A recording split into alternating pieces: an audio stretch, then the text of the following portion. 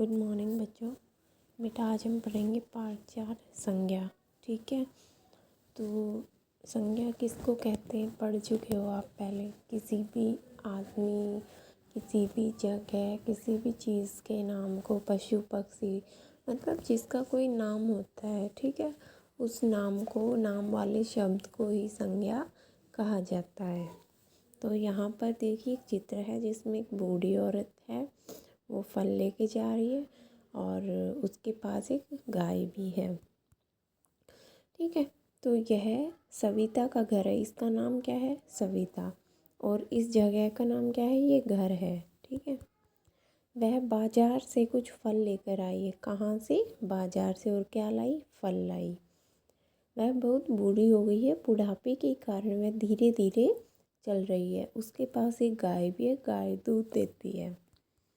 तो यहाँ पर जो सविता आया है, घर आया है, बाजार, फल, बुढ़ापा, गाय, दूध, ये जो सब आए हैं, ठीक है, ये नाम क्या है? ये संज्ञा शब्द है। ठीक है,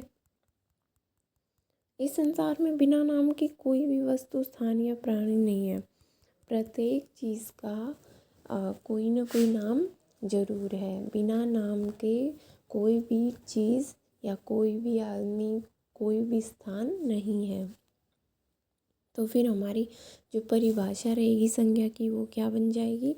किसी व्यक्ति, प्राणी, स्थान, वस्तु, भाव आदि के नाम को हम संज्ञा कहेंगे। अब जैसे प्राणियों के नाम में ये क्या है? लड़का। ये जानवरों में हाथी है, पक्षियों में ये तोता है। ये सारे प्राणी में आते हैं। प्राणी में सिर्फ मनुष्य ही नहीं आते, पशु पक्षी जानवर सब प्राणी में आते हैं। अब आगे देखते हैं। दूसरा है इमारतों व स्थानों के नाम। तो यहाँ जैसे बगीचा है, एक जगह है बगीचा, ताजमहल है, मंदिर है, ये सब हमारी इमारतें और स्थान हैं। इनका कोई ना कोई नाम है। फिर है वस्तुओं के नाम। टीवी है, पुस्तक, ग्लास, फ़ोन, रेडियो, ये सब क्या है? वस्तुओं के नाम है। उसके बाद है भावों में। भाव में जैसे कि बचपन है, बुढ़ापा है, दुखी है, खुश है, निराश है। ठीक है, तो इस तरह से आएंगे तो ये हमारे भाव में आते हैं। ये फिर भाववाचक संज्ञा बन जाती है। तो संज्ञा के 3 भेद होते हैं बच्चों। एक होता है व्यक्तिवाचक, एक जातिवाचक और एक भाववाचक। व्यक्तिवाचक में क्या आता है? जिसका प्रॉपर कोई नाम हो। ठीक है, जैसे कि इंग्लिश में हमने प्रॉपर नाउन पढ़े थे, जिसका कोई ना कोई नाम हो, चाहे वो आदमी का नाम हो, चाहे वो जगह का नाम हो। जैसे यहाँ पर क्या दिया हुआ है? व्यक्तिवाचक में ऐसे शब्द जो किसी व्यक्ति, वस्तु, स्थान आदि के विशेष नाम का बोध कराते हैं, जैसे सचिन, नरेंद्र मोदी, कृष्णा इत्यादि। ठीक है, जातिवाचक में क्या होता है कि वो एक नाम उनकी पूरी कास्ट को रिप्रेजेंट करता है, उनकी पूरी जाति को बताता है। जैसे कि यहाँ पर महिला। अब महिला शब्द से आप क्या समझे? औरत होती है। महिला कौन होती है? औरत। तो ये पूरी औरत जाति का बोध करा रहा है हमें ये शब्द। आगे देखिए, जैसे छात्र है, तो एक छात्र पूरी कक्षा के सभी छात्रों को दिखा रहा है। ठीक है, जो भी पढ़ने वाले हैं, बच्चे हैं, लड़के हैं, उनको छात्र ही बोला जाएगा। जानवर, ठीक है, जानवर का भी आपको पता है, जो भी ये चाहे वो पालतू जानवर हो, चाहे वो जंगली जानवर हो, सारे क्या होंगे? वो जानवर होंगे। जानवरों में सारे जानवर आ जाते हैं।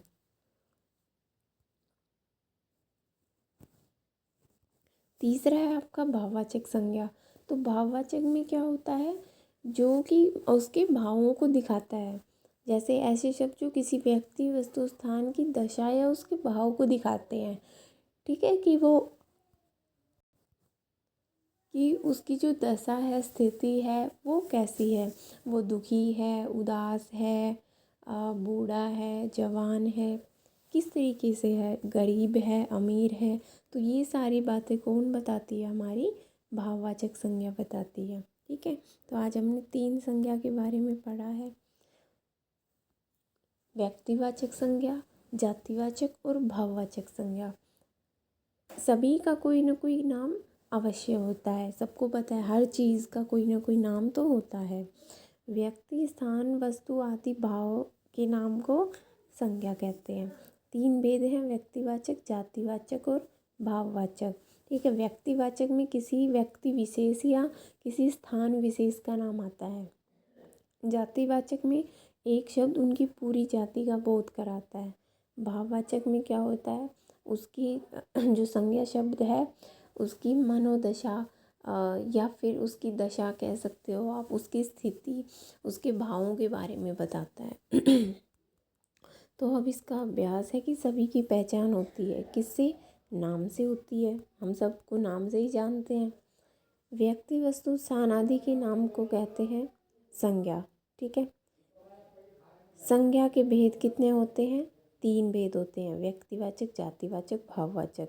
सचिन संज्ञा है, तो सचिन देखो नाम आ गया किसी का, ठीक है, प्रॉपर नाम है, तो ये हमारी व्यक्तिवाचक हो गई। भाववाचक, भाववाचक संज्ञा है, भाववाचक संज्ञा में क्या आ जाएगा, गरीब, गरीबी या अमीर। तो गरीबी क्या आ जाएगा आपका भाववाचक संज्ञा हो जाएगी। अब निम्नलिखित के 2 नाम लिखिए। स्थानों में जैसे आपने ताजमहल, लाल किला लिख दिया। प्राणियों में कृष्णा, शेर हो गया। वस्तुओं में पुस्तक, टीवी हो गया। भावों में बुढ़ापा, गरीबी, अमीरी। ठीक है, कुछ भी लिख सकते हो आप। अब आगे देखते हैं। 4 फलों के नाम लिखिए। तो ये बच्चों आपके ऊपर है, आप कोई भी 4 फल यहाँ पर लिख सकते हो। अब आगे देखते हैं, दिए गए वाक्यों में से संज्ञा शब्द छांट कर लिखिए। तो संज्ञा शब्द कौन सा होगा, जिसके बारे में बात की गई होगी। तो माता जी खाना बना रही है, कौन बना रही है, माता जी। ठीक है, वह आगरा जा रहा है, कहाँ पर, आगरा जा रहा है। कुतुब मीनार दिल्ली में है, तो इसमें 2 आए हैं, स्थान का भी नाम आया है, इमारत का भी, लेकिन जो संज्ञा शब्द हैं इनमें दोनों ही हैं, कुतुब मीनार भी है और दिल्ली भी है, दोनों ही इसमें संज्ञा शब्द है। रविवार में रविवार हो गया। ठीक है, अब ऐसे ही आगे है, दिए गए शब्दों में रिक्त स्थान भरो। तो संपूर्ण जाति का जो बोध कराए वो होती है हमारी जातिवाचक संज्ञा। दिल्ली किस में आती है, व्यक्तिवाचक में आती है, क्योंकि स्थान विशेष का नाम आ गया। भाववाचक संज्ञा को हम केवल अनुभव कर सकते हैं, ठीक है ना, क्योंकि जो ये तो हमारे भावों से जुड़ी हुई होती है। फिर है संज्ञा के कितने भेद होते हैं, तो कितने आ जाएंगे यहाँ पर, 3 भेद आ गए। अब आते हैं आपके प्रश्न उत्तर। संज्ञा की परिभाषा उदाहरण सहित लिखिए। तो किसको कहेंगे संज्ञा, किसी व्यक्ति, वस्तु, स्थान आदि के नाम को ही संज्ञा कहते हैं, जैसे सचिन है, आगरा है इत्यादि। संज्ञा के 3 भेद कौन से हैं, व्यक्तिवाचक, जातिवाचक और भाववाचक। अब बताना है कि व्यक्तिवाचक संज्ञा किसे कहते हैं। तो जो किसी व्यक्ति, वस्तु, स्थान आदि के विशेष नाम का बोध कराए उसे हम व्यक्तिवाचक संज्ञा कहेंगे। ठीक है, तो ये आपका पार्ट 4 था संज्ञा के ऊपर। संज्ञा किसको कहेंगे, कोई भी नाम आ जाए, चाहे वो किसी चीज़ का नाम हो, किसी जानवर का नाम दिया गया हो, वस्तु का नाम हो, आदमी का हो या स्थान का नाम हो। ठीक है, उन सभी के नामों को ही हम संज्ञा कहेंगे। 3 भाग में बांटा हुआ है, व्यक्तिवाचक, जातिवाचक, भाववाचक।